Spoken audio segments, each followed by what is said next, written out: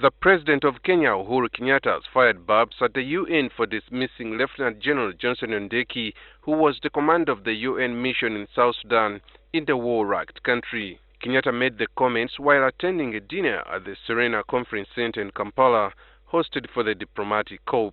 He accused those who took a decision of acting arbitrarily and trying to find a scapegoat shortly after mayhem broke out in the flashpoint capital of South Sudan on July 8, 2016. But then when you have an international community, an international multilateral organization, take a decision without consultation, without any debate, because, and I must say, of a very unfortunate incident that happened in Juba, a most unfortunate incident, and one which we condemn highly. In August 2016, the UN Secretary-General Ban Ki-moon sanctioned a probe to inquire into the killings and rape that came on the heels of the fighting that started at the presidential palace, pitting killed soldiers against Machia's bodyguards. On 2nd November, UN Secretary-General Ban Ki-moon sacked the Kenyan commander following a damning report accusing him of failure to protect civilians during the violence.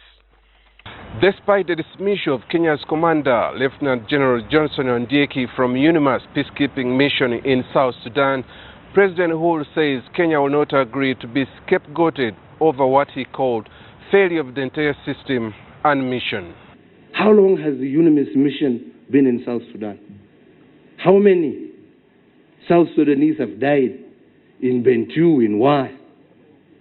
How many South Sudanese women have been raped?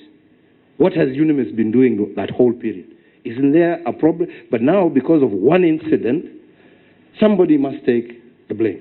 He also fired a veiled barb at the International Criminal Court, saying barely after Donald Trump was announced president-elect, the Hague-based institute should have commenced a probe on post-election violence.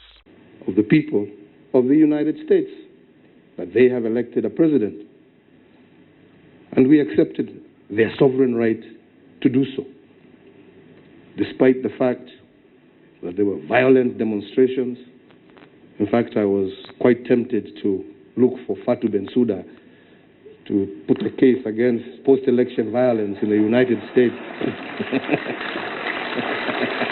Kenyatta told the audience that it's high time for the Security Council to take into account the views of other countries that do have so much clout and leverage in the international sphere. When we stand there and we say the Security Council needs to be reformed, it needs to be reformed so that it can take into account the views of countries as small as Kenya. Regardless of how small you are, you must have a voice.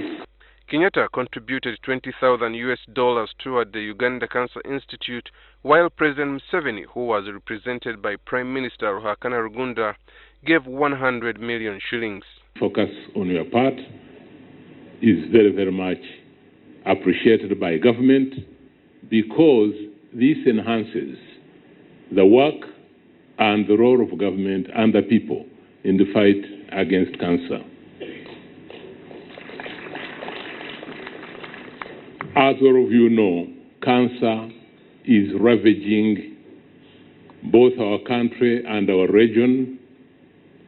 It is on the increase, and our capacity to deal with it is not as well developed. The funds raised from the dinner will be used to kickstart an early detection center at the Cancer Institute. Aaron Mukama, NTV Weekend Edition.